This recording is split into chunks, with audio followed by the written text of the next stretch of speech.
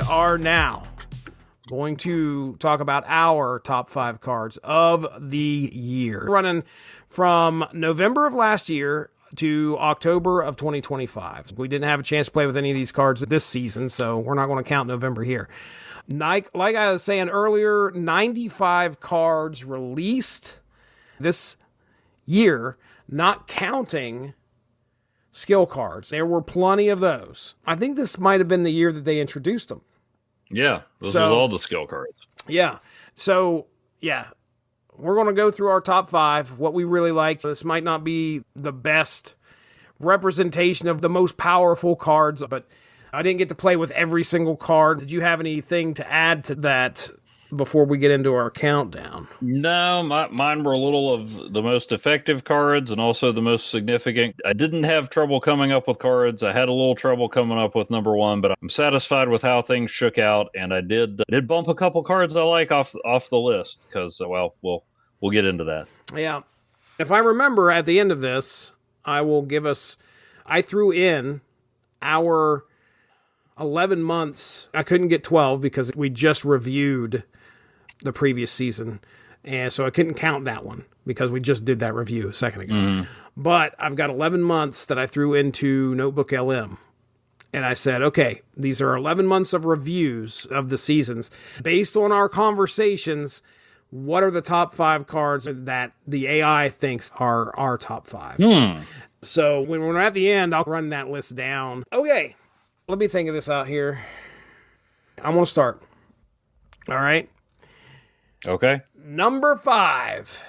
One of the surprise hits this year, one of the most fun cards that came out. I feel like we got to have some overlap here. I don't know if we're going to have an overlap here on number 5 or not, but again, one of the most surprising cards that I think really added playability to the game because it gave you something that you weren't expecting. Surprise, surprise, Chaos Reigns. And that is my number 5 card. Cobra. Who? Oh. What did you say? Cobra. Cobra. Number 5, Nightmare. Okay. Yeah. I remember when it got released or was getting ready to get released, I was pretty excited. I was like, oh man, this is going to be a neat card to play with because of how crazy things are going to get. I didn't realize how much fun I was going to have having all those cards in my hand because I would sit there and skip turns on purpose just so I get another card where I could get, some kind of crazy ability. So yeah, just to kind of let any listeners out there know what Nightmare does is he changes the text to a card of the same cost. So a lot of what you want to do with the Nightmare deck is get cards in your hand that usually have a huge power, but detriment to the ability that's on there. So, like Typhoid Mary, she's going to affect other cards. Nightmare erases all of those and changes them to something completely different, where you can have a big upswing as far as the ability goes and a pretty good size power. If you've got Infinite in your hand and Nightmare changes Infinite's text to where you can do some other 6-cost ability, now you can play Infinite on turn 6, no problem. You can get Infinite's ability card that isn't that powerful. Yes, you can get that too. You can try and get it out there on turn 6 with no problem. I really like Nightmare. I love laying him out there, watching him turn the cards text and scrambling to look at every text. I really dug Nightmare. That's my number 5, Evan Bevins, number 5. Okay, my number 5 is a card that is not one of the most effective cards in the game, but it's a card a lot of people wanted, and it's a card that has undoubtedly left a mark and changed certain aspects of the game. Okay. And I'm talking about Quentin Quire himself, Kid Omega. Kid Omega. So a card that looked pretty cool when it was introduced, and he appeared in Deadpool's Diner, and suddenly people started doing math, and they were like, I don't think I'm going to get Kid Omega. Before, all we had to do was grind, and we would get the card at the end of Deadpool's Diner. Yep. But you couldn't get Kid Omega unless you had to, get this, you had to spend money on a commercial game. Unbelievable. That can be free to play. Unbelievable. And largely for me, people were mad. It happens. If you didn't pay for this card, you had to wait until the next season. Once I didn't get this card that I was looking forward to because I liked the character, it was a couple weeks. And then I had multiple opportunities to get it for like 3,000 tokens. Do you know what I did? The second I finally had the chance, I didn't get it. After I thought about it, I'm like, I don't know if it's that great. So he kept popping up. And I had opportunity after opportunity to get him. But I didn't get him. Not because I was protesting, but because I was like, probably better use of my tokens. And then on the 3rd anniversary, I got Quentin Quire. And I threw him in a couple decks. He was useful. But after that, and then the super premium pass, lifelong Marvel fans were denied the chance to virtually ride in the Fantasticar. And we were angry. I mean, I wasn't angry, but the people on Reddit were angry. Like, even angrier than people on Reddit regularly are. Jesse, do you notice what's happened? Tell me. Now, it's easier to get these cards. Yes, it is. It's almost like the developers actually listen. No, that's impossible. Perhaps overcorrecting some, but I mean, so yeah, Kid Omega, nobody was denied. Basically, we just didn't get a card we expected to be able to get.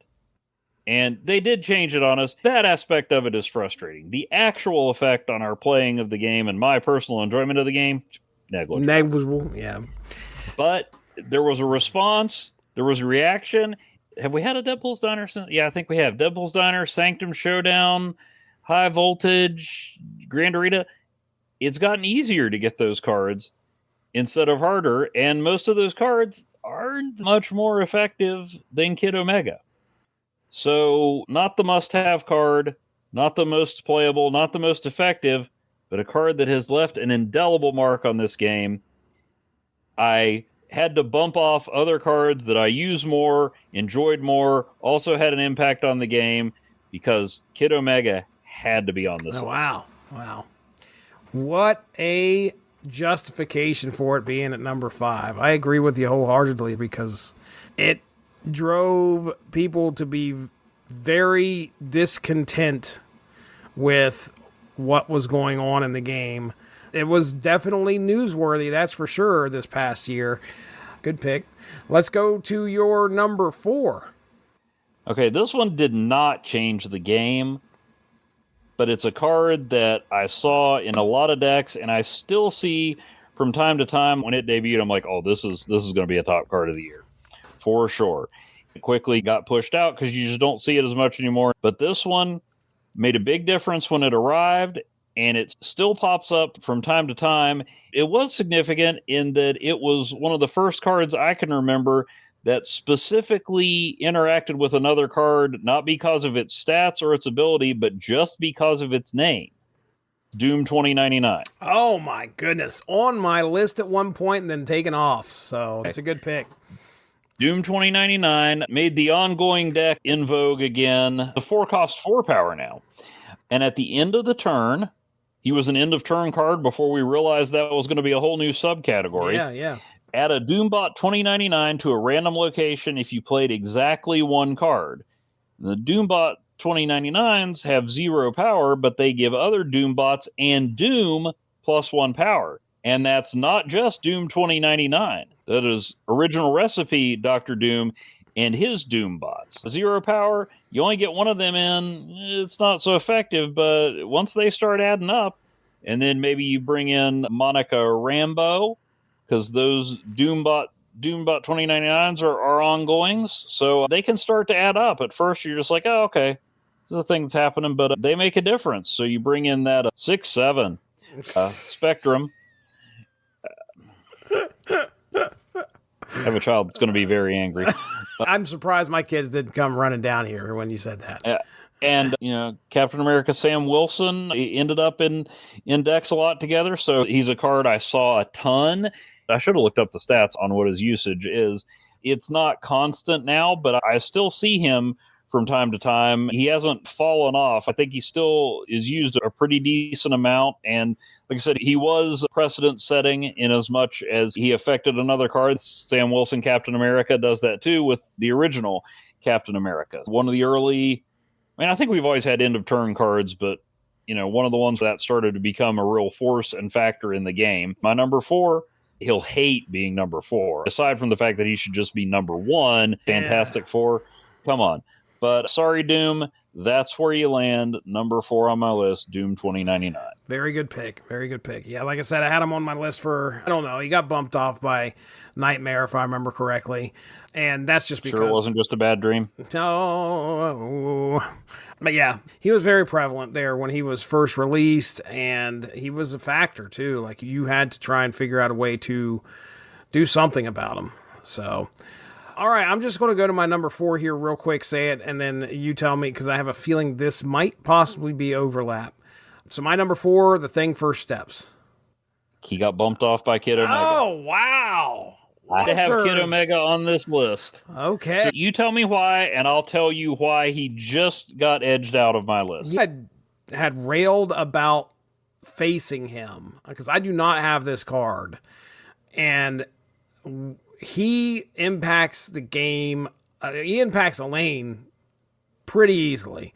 Like at the end of turn, so help me out. Tell me how it works again, because it's a situation. Because I know the big thing that I get mad about is the fact that he comes across, he bops one of my dudes and kills him. At the end of the turn, he gets +2 power, and when your side is full, he destroys a card with less power on the other side. Yeah. So I know what's happening. I'm going to end up losing that lane usually more often than not, because the plan is to get Thing First Steps across over into my lane, hit one of my guys and kill him. Right there, I'm losing power. I lose a card. I'm not too happy about it. Personally, I think that I want to get the Thing First Steps because I have quite a few ideas on what I could do to use the card as far as aggravating me and being one of those few cards where I know this one's going to be tough to beat. There's ways to do it, but are they in my deck? Doubtful.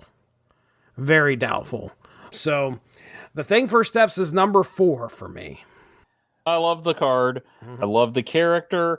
It made the Thing playable as something other than a minion of the High Evolutionary, a friend of Patriot, or an unfortunate cog in a poorly constructed theme machine. Right. Almost as poorly constructed as that metaphor.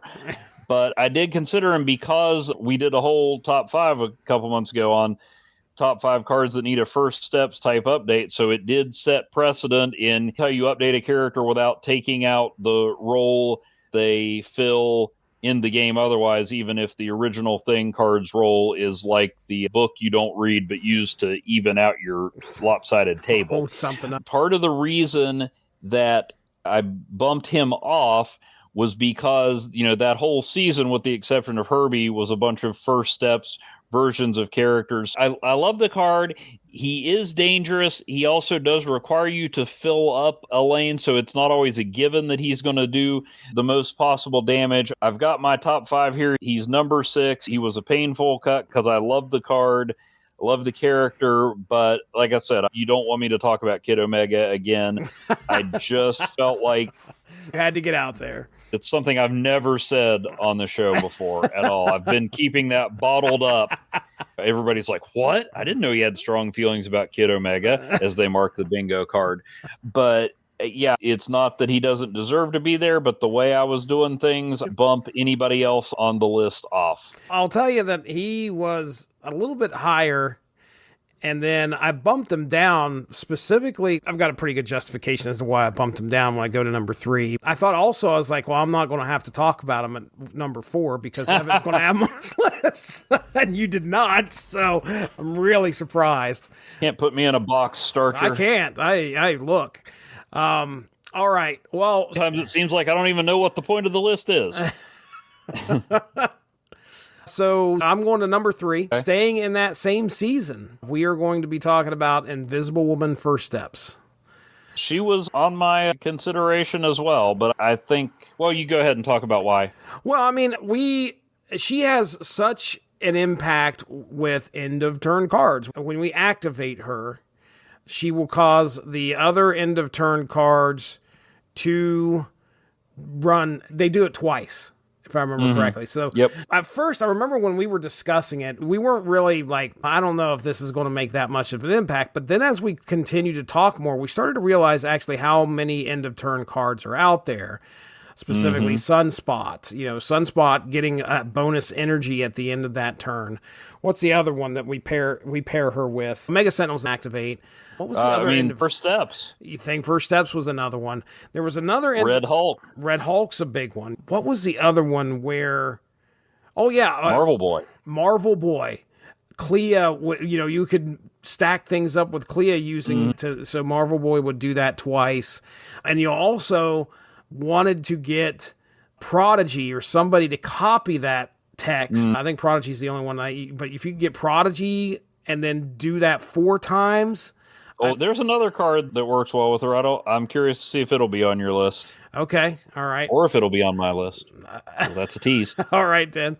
I think I know where you're going. I just remember discovering how many end of turn cards are out there and then realizing like how much of an impact that she had when you activated her and was able to get all these things going 2 times. It as not much of an impact that I thought it would have. All of a sudden you're watching these cards skyrocket in power or effects happen so much.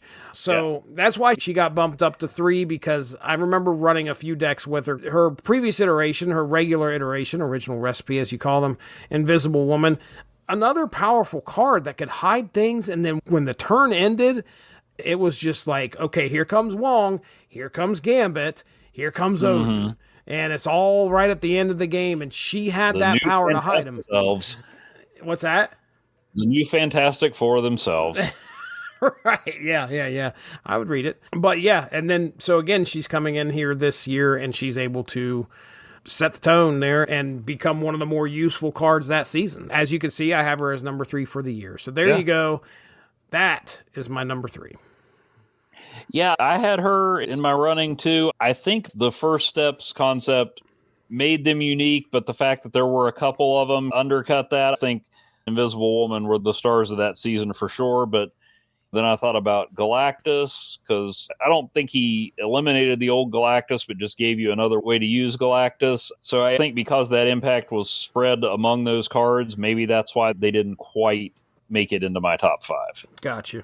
All right, well, what is your number 3? I have gotten my butt kicked by Invisible Woman First Steps a few times. Yeah, she can lay it out there sometimes. You're not coming back. So my number 3 is a card that I don't use as much as those First Steps cards. Put a pin in that. We'll definitely talk about that here in a second. Go to number 2. That's what I'm going to do. And this card was not originally on my list. It doesn't set a precedent, really. It just does serious damage. And I've used her in a few decks. I keep trying to work her in. Sometimes I start to take her out, and I'm like, why would you? Because when you can swing at least 7 points... I had a feeling this would be on your list. That's Omega Sentinel. Yeah, really high up there, too. I mean, you got her number. Yeah, well, like I said, she doesn't set precedent. She just kicks teeth in. Mm-hmm. So 4 cost, 3 power. When you activate her, she reduces the power on your opponent's highest power card by 7. Yep. Not 3, not 2, not 1, not even 5 power. 7. And by golly, if you can, not 6, 7. And I mean, if you can find a way to do that more than once, so much the better. So yeah, she just a straightforward card that kicks butt. I agree. Don't have much more to say than that. -7. It's fun. And you can choose when to deploy it. A great animation. Oh, man. Just pick the person that, as soon as you lay it out, the target pops up. It targets that other card.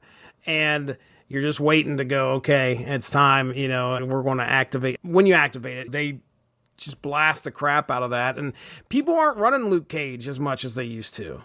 The hazmat threat is not out there. I don't think I may have ran into hazmat by accident one time because she popped out of the school. Yeah, I still see people using her from time to time. As much as I love using Luke Cage, it is so disheartening when you're running Clea or Omega Sentinel and, oh, there's Luke Cage. There's Luke Cage. What are we even doing? Retreat. It's okay for me to do it, but you Right. should be running that. My hero to hire. So there you go. Omega Sentinel. Good pick. Number 2, but she ain't number 2, if you get my drift. Uh-huh. Well, Knock my the number 2 out of your opponent. My number 2, when this first launched, it was an insta retreat for me.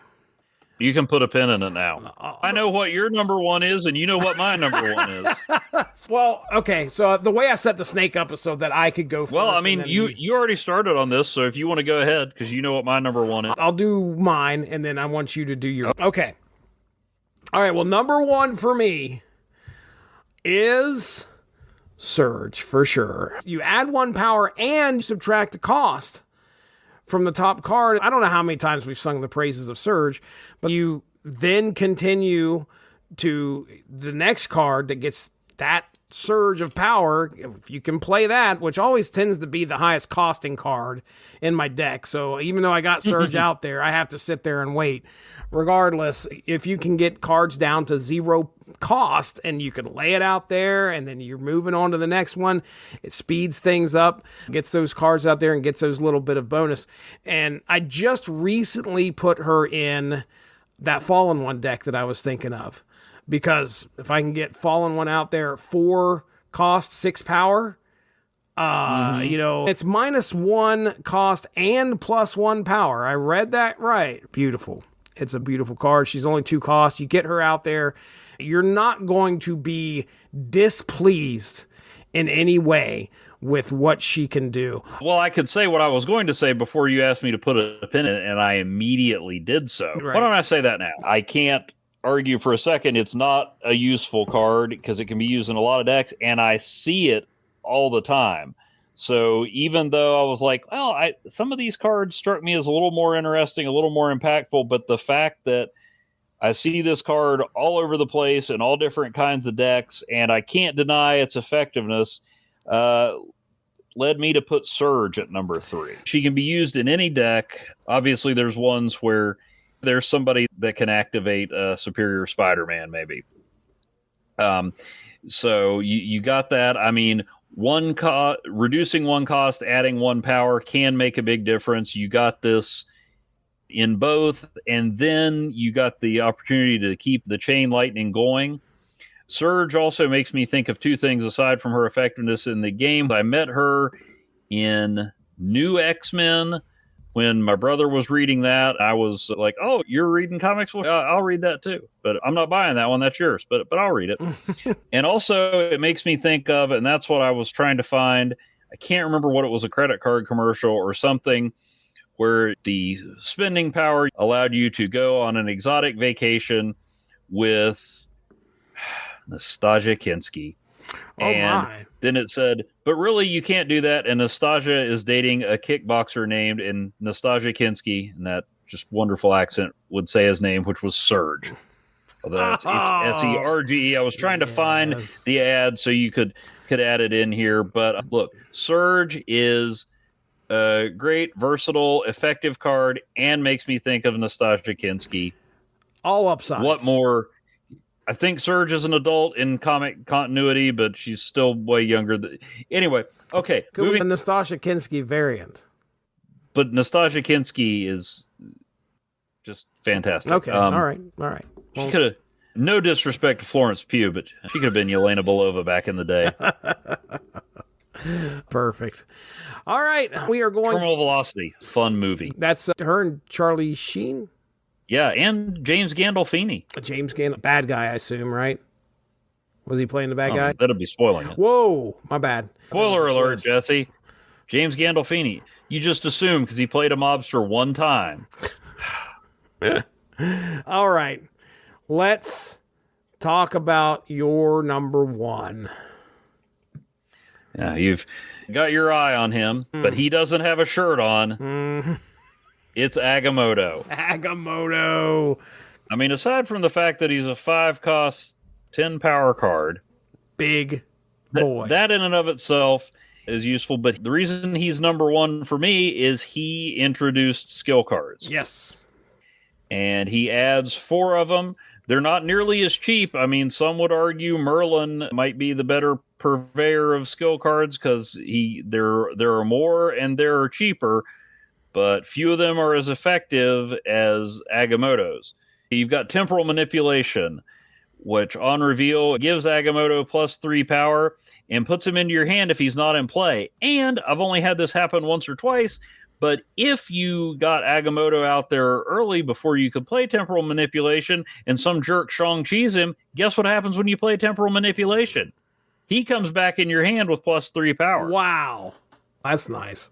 And then there is your favorite skill card, the Winds of Watum. On reveal, afflict an enemy card here with -5 power and move it right. No. The Bolts of Balthak, which frankly look a little like the Winds of Watum, and sometimes I get them mixed up, but on reveal, next turn you get +4 energy. And finally, Images of Icon. On reveal, 4 costs. On reveal, transform your other cards here into copies of the highest power one, which has won me a game or two. That's usually freaking Agamotto, too. Like, you watch them all turn to Agamotto. Yep. He's powerful. He is not maybe the wrecking ball he was in the beginning, but he still shows up a lot. He's still useful. He makes you feel okay bringing Nicholas Scratch to the party. He works with Zombie Scarlet Witch, works with a lot of cards. I just wish he'd put a shirt on. Oh, man. So, yeah, I think I kept him then number 2 just because of how much he aggravated me. And that's why I gave Surge number 1, because there's no downside to Surge, in my opinion. In Agamotto, I do not own Agamotto, so I guess in practice, there's no upside at all for me because I'm always facing him. But yeah, at the beginning when he was first introduced, dude, I instant retreat. I just like, okay, here comes the animation. I'm done. Nope. I'm not even going to mess with this right now because in my opinion back then, and really nothing's changed. I can't remember. Maybe some stuff got nerfed of his. I don't know if any of the skill cards got nerfed. He's not as frequent as he used to be, but he's still out there. I thought he was way overpowered back then. I just was like, okay, I do not want to play against this guy. A good argument for him for being number 1 because he did bring a lot to the game as far as skill cards go. As far as, being a dominant card, yeah, I 100% agree with you. You know who he works well with? Tell me. One of your favorites, Nomura. Well, he does. You know who he doesn't work well with when you're playing against him? Namora.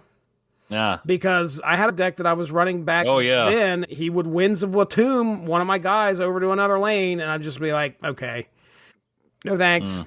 So, but yes, I wholeheartedly understand why you put him at number 1, and I think that's a great choice. You want to talk about anybody that almost made the cut? Yeah, let's talk about honorable mentions. Well, the one that, when he was introduced, I'm like, oh, this guy's going to be on my cards of the year list for sure. So I put him up there, but he's just faded down the stretch, even though he is a vital part of one of my best decks, is Bullseye. That was a very, I have him on my list too. He's on my honorable mentions. Everybody was using him, and he's still, with Dakin and Zola, still is disruptive, but he's a bit under control. Yeah. Yep. Another one I had on there that I wanted to include, but she's still relatively new, and she requires others to really make it work, is Jocasta. Another one that's on my honorable mentions. You put her with Invisible Woman First Steps, and I've used them, and I've watched in horror as they've been used against me. Yes. A couple others. Leah is one of my favorite cards to use, but again, she requires others to make her work, and as effective as she is, I always think she's going to be a little better. Overestimate her usefulness. Mercury, but again, she's a minor irritant unless you're running Cannonball. I'll tell you, she's going to be one that will be in a lot of decks this season because of the whole move mechanic.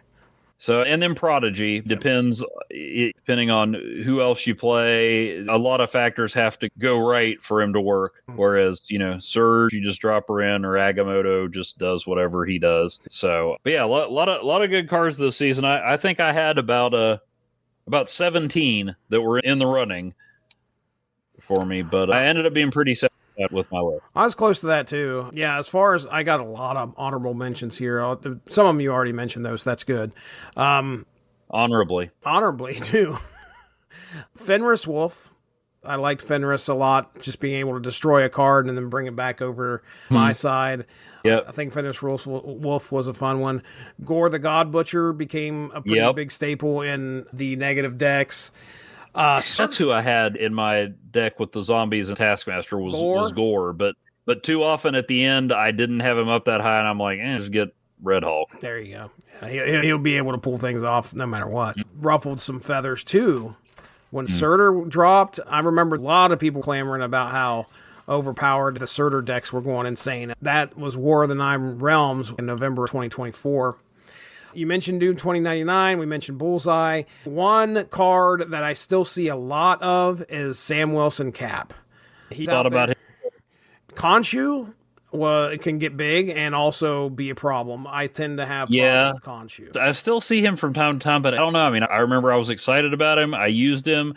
I saw him, but I don't know. He just doesn't. There's a lot of moving parts there. Yeah, I like Khonshu, but that was one. Maybe I just he did not factor it for me for some reason. I'm not saying you're wrong, but for some reason, he didn't make it in mine. Okay. And then the last one I had here was honorable mention of Isan, because I thought Isan, the Searcher, right? Is that his title? I think so. I liked being able to have him out there to grab something just automatically. Ain't going to be a heavy hitter. A created card that you've got sitting in your hand, and he's able to grab it and pull it out. That's usually late, but... So that's my honorable mentions. Are you ready to hear according to AI... According to Notebook LM, I fed the last 11 review episodes that we did. So these are all season reviews, because at that point we've had had the opportunity to play with the cards and kind of be, talk about our experience with them. I asked Notebook LM, I said, after all of these episodes were uploaded, can you please give us a top 5? The top 5 top 5 cards. Just FYI, in my head, After All by Peter Cetera and Cher is playing. Okay. Perfect. I'll go through the honorable mentions first. So we already talked about Khonshu. Zorn was apparently something we were just I remember being very excited about Zorn, but I think once we saw him in action, we're like, oh, he does look cool. It does give a little explanation here for each one of these. It does say Jesse definitely sprung for Zorn, in quotes, and had fun using him in a move deck, especially the Vulture. Omega Sentinel's on the list. We've kind of already justified that one. That was on the honorable mentions. All right, number 5, according to AI, was Firehair. Firehair was a clear standout for one host, particularly because she provided a consistent way to re-trigger on reveal abilities through destruction. Looked through all these cards, I totally forgot about Firehair. I mean, I don't know that she would have cracked my top 5, but she should have been in the mix for sure. Last season, I put a Firehair Misery deck together. Good, great combo, fun stuff. Number 4, Dr. Doom 2099. Number 3, which I did have him in a deck just recently, Strange Supreme. Supreme was, I didn't mention him in my honorable mentions because I thought I was going on to him, but yeah, he was in the running briefly. I didn't mention this. Maybe I missed it in the meta. I wasn't looking at my notes. But I had put this Strange Supreme deck together with Debris.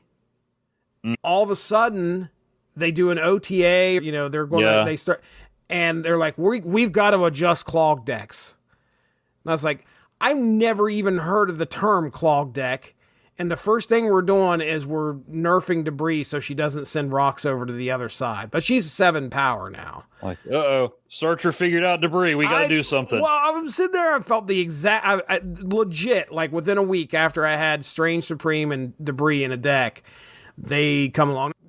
The whole purpose really is for Strange Supreme to absorb the rocks on my side. It's a nice little bonus to throw rocks over there too and maybe mess something up. But anyway. I think my latest iteration of the Nomura deck has Agamotto and Strange Supreme. Oh, really? As the potential cards to be powered up. Yeah. It says the card quickly became a highly utilized powerhouse, especially because of his ability to clean up low power cards while simultaneously boosting himself. Evan, now... Oh, Notebook LM, listen to me. Well, I feel heard. It's funny because it'll quote people. The thing is that it runs the transcripts off of YouTube. Mm-hmm. The transcripts don't have who says what. So I think somehow when I introduce ourselves, somehow based on the way the conversation goes, it figures out who says what. But a lot of times it gets it wrong. Let's see if it's quoted me and you here. Jesse was pretty excited about this one and played Strange Supreme the most during his season, noting that he was definitely worth the money. I mean, that could have been said by either me or you. Evan observed that Strange Supreme was really good at cleaning up, especially when dealing with Central Park squirrels or debris. Oh, that was definitely me. Yeah. leading Evan to keep him in his Namora deck. Hey, there you go. Yeah. All right. So that's number 3. Number 2, Joe Costa. Evan considered her as good as advertised. Her utility was highlighted with combos with Omega Sentinel, Black Widow, and then number 1 was Bullseye. So yeah. Maybe it actually took the line where I said that could be in the running for card of the year. Let me read this. I don't know if this was me or you, and I don't remember you ever using this term, but maybe you did. Evan also had a lot of fun coming up with different things with him and crowned him the clubhouse leader. Yes. Did you? Yes, I did say that. I'm pretty like, sure I said what? that. The clubhouse leader for the theoretical part of the year list. So there you go. That's the top 5 according to AI after reading the transcripts. You know, I'm a little wary of AI and its intention to put us all into pods and farm us for nutrients while, the Matrix, distracting us with a late 90s, virtual version of Earth. However, that is pretty accurate. And it's not even that it made me think, oh, well, except Firehair. I should have at least mentioned Firehair, but it didn't even make me think we got it wrong. This was you and me looking back and considering things, maybe even things we didn't talk about, whereas this is based on what we said as it was going on. So that's kind of... Yeah, it is interesting. I had a fun time reading some of this. It's so funny because, Am I concerned that it somehow got my debit card number while it was doing this? It's got you on the surface. Got you figured out. It's funny because I don't know if you've ever messed with Notebook LM, but essentially you throw the sources in there and it develops all the, it looks at the sources that you put in there. It doesn't look at anything unless you ask it to go out and look on the web. Well, anyway, you can hit this button that says reports and it brings up these things that says, okay, well, what kind of report do you want? And one of which was like a report on the game, as in the rules of the game. And I'm like, you got the rules of the game from our conversations? Not from us. Right. It actually, I looked it over. I didn't read all of it, but it actually mostly a beginner's guide to Marvel Snap's core mechanics. We will break down on reveal, ongoing, activate, destroy, and discard. So we may, at least AI understands how to play Marvel Snap now. And perhaps better than some of us. Right. Well, there it is, ladies and gentlemen. That is our top 5 cards of the year discussion. Now, Evan Bevins, it is time to hit him with the plugs. What do you got going on over there? Well, at asterisk51.blogspot.com, I'm going to be working on some stuff. I'll have some Christmassy posts. Got a few Dollar Tree cinemas in mind. I'm trying to figure out what another long-term project will be, but right now I'll be hitting some more free comic Fridays, hashtag Dollar Tree Cinema, and hashtag missing links, where I finally read some comics that I missed the first time around to fill in gaps in my collection. Meanwhile, we'll still be doing Snap material. You, me, and Chris Armstrong will be talking 90s comics. That's right. And maybe comics from some other eras. You and I just appeared on a Halloween episode over at Magazines and Monsters, and working on something with the host there, Billy, and Ed Moore on a new show Billy is wanting to do on a series called Marvel Fanfare. So look for that in the new year. That sounds exciting. Hey, ladies and gentlemen, most likely you are listening to this on the Source Material Comics feed. We got all sorts of fun shows on here. We have this show where me and Evan Bevins get together at least once a month and put out about 4 or 5 20-minute episodes in the month talking about Marvel Snap. And then, of course, we have the Source Material Comics proper, which is comics of any era are being discussed on that. And usually it's right now, most recently, you can go back in the archives and find a lot of me and Mark Radulich talking about some books. We did The Crow recently because of the Halloween season. Our last episode was The Many Deaths of Layla Starr, which was a great book. I highly suggest if you get a chance, get your hands on that. We had a great discussion talking about what happens in that book too. Day Tripper's coming up here. Me and Mark divided that into 3 parts. Day Tripper is a good comic as well. There's a big discussion about life and death in that. If you get a chance, check those out. Those will be happening here pretty soon. And then, of course, just like Evan was talking about, me, him, Chris Armstrong, we get together, we talk 90s comics on the Unspoken Issues podcast, and we just tidied up our Halloween epic Midnight Massacre that ended last week on Halloween. No window is safe. Nope. Hold on. Auto infenestration. Auto infenestration. Learn something new every day. All right, we're getting out of here. That over there is Evan Bevins. I'm Jesse Starcher. Thank you for joining us. We'll talk to you next month. Keep on snapping.